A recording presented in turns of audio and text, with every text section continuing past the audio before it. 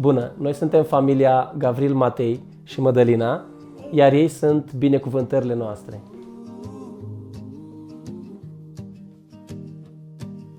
Shadows fall, but I don't fear. A thousand whispers, they disappear.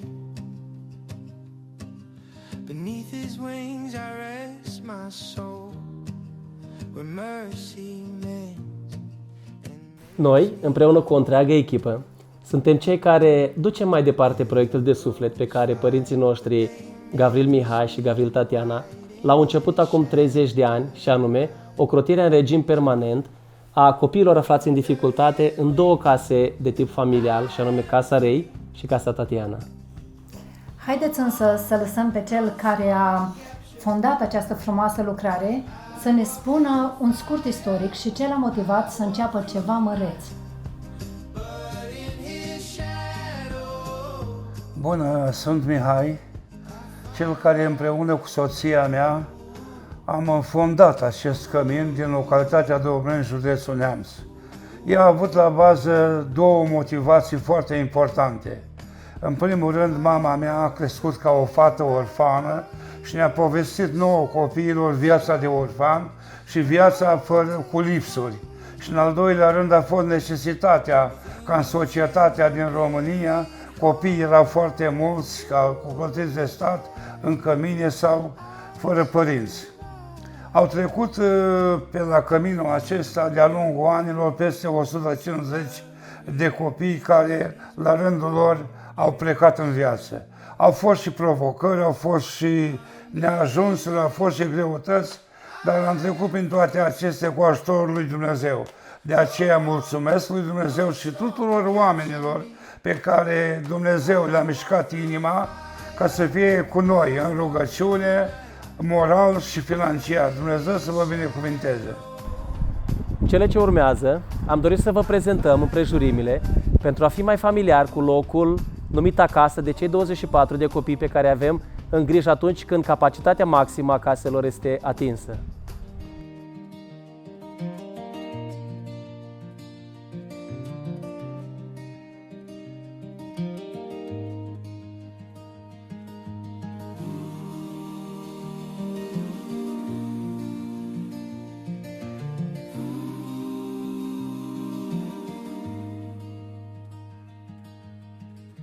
I saw the sun slip through the trees, a golden thread, a quiet breeze.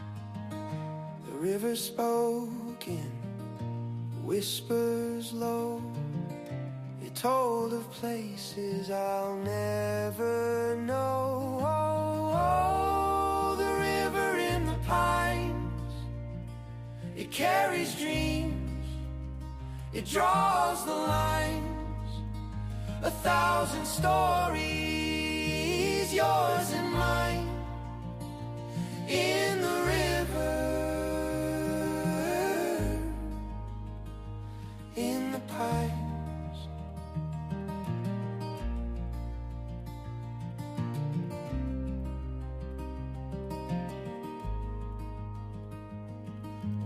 Iar ei sunt cei care aduc viața acestor clădiri și încăperi. Ei sunt preocuparea noastră actuală.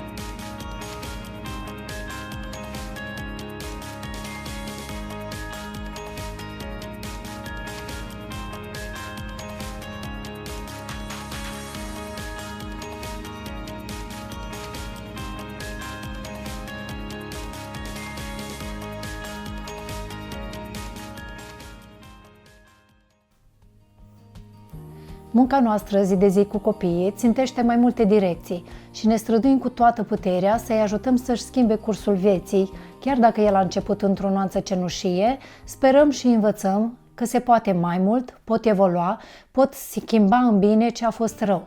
În primul rând, ne preocupăm de educația lor din punct de vedere social și moral creștin. Au acumulat multe vorbe urâte, obiceiuri rele, principii strâmbe, dar încercăm să facem lumină în inimioarele lor pentru a alege bine în viață și a fi persoane educate, iar în acest sens ei au parte de consiliere, ședințe psihologice, ședințe de logopedie, participare la conferințe și slujbe religioase, întâlniri cu alți copii sau tineri de vârsta lor și altele. De asemenea, punem mare accent pe educația școlară, facilitând accesul tuturor la cursuri. O parte dintre copii învață în satul Dobreni, în școala gimnazială, o altă parte dintre ei fac naveta în oraș, la Piatra Neamț, la licee și școli profesionale. O altă parte merg la universități în alte orașe, iar unii trebuiesc ajutați să recupereze anii de școală pierduți, mergând la programul școlar A doua șansă. În paralel, ne preocupă profund și sănătatea fizică și medicală a copiilor. Mulți dintre ei ajung la noi cu probleme stomatologice serioase, cu deficiențe de vorbire sau cu afecțiuni oftalmologice. Cu ajutorul lui Dumnezeu încercăm să-i ajutăm pas cu pas să-și recapete sănătatea prin controle medicale periodice, tratament stomatologic, terapie logopedică și consultații oftalmologice. Credem că un copil sănătos este un copil cu șanse reale la o viață mai bună, iar pentru aceasta ne asigurăm ca o parte și de mișcare, activități sportive și timp în natură. Copiii noștri participă la diverse tabere creștine, excursii, drumeții, joacă fotbal, se dau cu bicicleta sau cu rolele și învață să se bucure de viață într-un mod curat și frumos.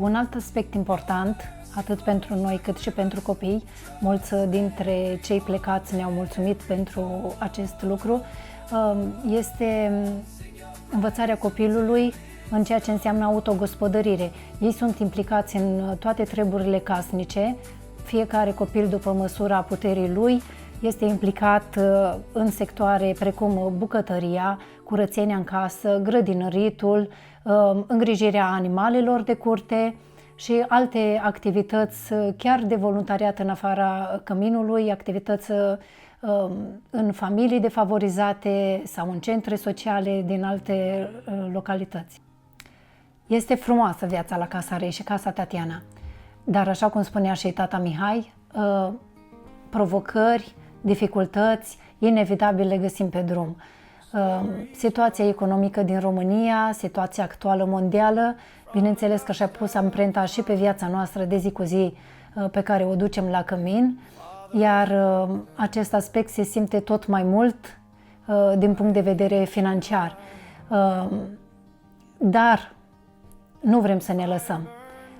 Am împlinit 30 de ani și cu ajutorul lui Dumnezeu vrem să sărbătorim și 40, 50 de ani și datorită unor oameni ca voi, pe care Dumnezeu i-a pus alături de noi, știm că vom putea merge mai departe și Dumnezeu va găsi resurse pentru toate nevoile copiilor pe care îi avem în grijă.